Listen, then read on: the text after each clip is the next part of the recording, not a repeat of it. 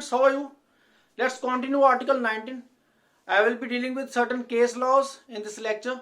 So the first case law as far as Article 19 freedom of speech and expression is concerned is the Kanhaiya Kumar versus State of NCT Delhi 2016.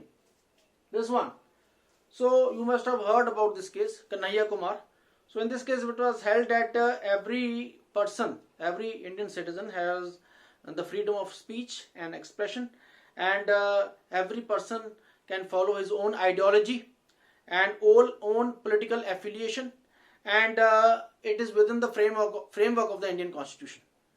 Then the other is Alagapuram R. Mohan Raj versus Tamil Nadu State Legislative Assembly AER 2016. This one. So in this case it was held that the fundamental right granted under Article 19, that is freedom of speech and expression, it is available only to the Indian citizen, not to the foreigners. As far as Article 14 and 21 is concerned, they are available to citizens as well as non-citizens. Then the third case is very important case, Navtej Singh Johar versus Union of India 2018. This one. This is very important case. In this case, it was held that Section 377 of IPC is void. Actually, 377 IPC deals with the unnatural offences. If anybody voluntarily is having a sexual intercourse which is not normal intercourse and is having that sexual intercourse against the order of the nature, for example, a man having a sexual intercourse with man, woman having a sexual intercourse with woman, or a man having a sexual intercourse with an animal. So basically it's not normal. But everybody has the right to indulge in such activities within their own private space. If they are doing these things in public space, then obviously it's an offense and they can be held liable for that. But if they are doing indulging in these sexual activities, which is not normal activity, it's not against the order of the nature, but they are doing in their private room, then the state has no authority to look into their room and make certain laws and stop them doing that, because they are doing this thing in their own private room. So that's why the Supreme Court held that this Section 377, which even imposes the punishment of life and even 10 years and fine to these persons who are doing these things. You have heard of LGBT community. So by reading Article 19 Clause 1A and Section 377 IPC, by linking both of them, it comes out that 377 IPC contains some reasonable restrictions, because public decency and morality, it's very wide, but there should be some logical limit, and this public decency and morality cannot be accepted, this ground cannot be accepted, because there is some fundamental right also given to every person. You see, this consensual carnal intercourse, now both of the individuals are consenting to this intercourse, both are above 18 years, both are adult, and both are consensual, and this intercourse is consensual, and whether it's homosexual intercourse, whether it is heterosexual intercourse, they are doing this activity in their private room, private space. So it does not in any way harm the public decency or public morality. I've already told you, if they are doing this thing in the public space, then obviously it's indecent and it's against the morality of the society. But if they are doing this in their own private space without disturbing anybody, the state has no authority to make certain laws. And in this case, it was held that Section 377 IPC was held to be void, and it's against Article 19 1A, freedom of speech and expression of the Indian Constitution. Then another case is Amarjeet Singh Sidhu versus State of Punjab 2016. This one. It was held that the trade of liquor or alcohol, it can be completely prohibited by the state. You see, every state government has the right. Every legislature of the state can make a law banning totally banning the sale of the liquor. Though the sale of the liquor is one of the main sources of revenue of every state government. But if too much sale of liquor is there, and liquor is obviously it's a bad thing. Drinking of liquor is a bad thing, and it jeopardizes the health of the youth of that state. And if the government wants, it can ban the sale of liquor, and it's not against this right to freedom of trade and business, because the person who is selling the liquor, it can go to the Supreme Court through the writ petition, and he can say that my business, my freedom of trade and this business which is given under Article 19, it is being violated, because I can trade this liquor, I can do this business of liquor trade, selling the liquor, I have got the license, and the state has no authority to ban this liquor, but state has, Supreme Court held the state has the authority to ban this type of trade, because this type of trade can jeopardize the health of the youth of the country. So it can be this liquor trade can be a trade which is very injurious to the health and welfare of the public, and it can be totally banned. Then there is another case, LIC, Life Insurance Corporation of India versus Professor Manubhai D. Shaw, AIR 1993. This one.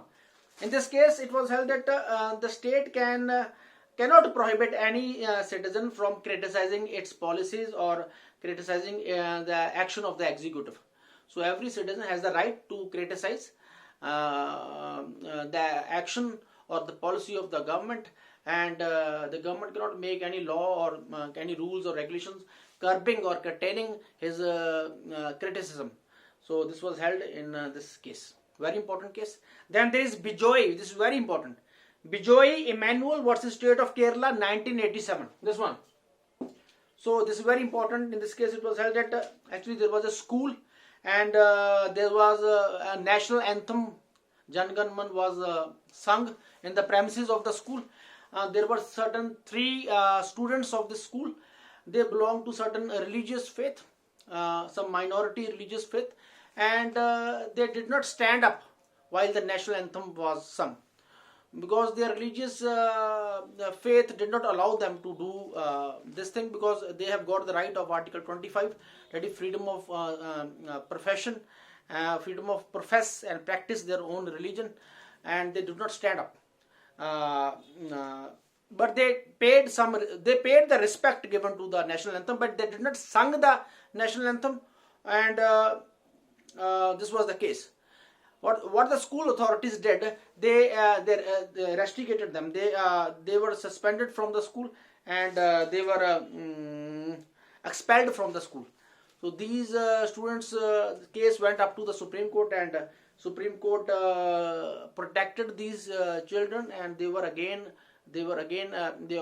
got the admission to that school, and Supreme Court held that, and the school authorities have violated the rights given to these students by the Constitution, that is Article 19(1)(a), freedom of speech and expression, and Article 25 clause 1, that they have the right to freely express their own views and practice their own religion, faith, until and unless they are not violating or degrading the religious views or faith of some other person. In this case, they were not showing any disrespect to the national anthem. They were just not singing the national anthem because their religious faith did not allow them to sing that.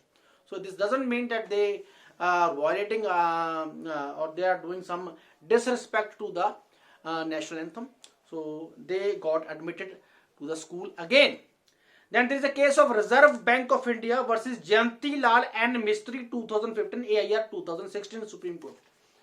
This RBI, this case. In this case, RBI case, it was held that right to information regarding the functions of the government department or the public institutions. Public institutions are those institutions in which the government have more than 50% share. So if a citizen of India wants to know something about this public institution, he can file a right to information. He can file an application under Right to Information Act. And if the government department is not providing him information, it means it is violative of his Article 19, that is freedom of speech and expression, and he must be given the required information. This was held in this case. And then there is the case of Dinesh Trivedi. Actually, these are the 2 cases. Dinesh Trivedi, MP versus Union of India, this one, and PUCL, People's Union for Civil Liberties versus Union of India, AIR 2003. In both of these cases, it was held that citizens have a right to know about the affairs of the government, whether central government or state government. But the right is not absolute secrecy. The government can claim secrecy under the Official Secrets Act, because if providing that particular information may jeopardize the security of the state. So government can claim privacy and secrecy, and government may not give that required information to the information seeker. So this right has been given to the government by the Official Secrets Act. Then the other topic is right to carry on business. Whether the citizen of India has the right to carry on business. Already I have already told you that under Article 19 Clause 1 Subclause G, every citizen has the right to practice any profession or trade or business or occupation. But whether it's absolute, it was held in this case that Maharashtra Ekta Hawkers Union versus Municipal Corporation Greater Mumbai AR 2004. This one, ninth one. In this case, it was held that hawkers, hawkers, that those ready-walas who are selling some small things, small edible things, whether edible or non-edible, alongside the roadside. So in Greater Mumbai, the municipal corporations issued a notification that these hawkers are not allowed to sell these things on the road because they are blocking the traffic. There is a traffic jam. But they filed a case, and the case went to Supreme Court. Supreme Court said that they have the right under Article 19(1)G to practice their business, because hawkers is also business. But it is subject to certain reasonable restrictions. A proper place should be allotted to them, and by the municipal corporation, so that they are not destroying the public order or violating the public order. Then there is a trial by media. So these days there is an inherent desire by the media to sensationalize each and every news, because that's the inherent desire. We cannot stop it, because man by nature wants some sensational news. It excites him. But there is some Lakshman Rekha. If the case is sub judice in the Supreme Court or High Court or any other court, and the judgment has to be given by the Supreme Court, media has no right to give any judgment in their articles of the newspapers. So media should take care of this thing, especially when the case is sub judice.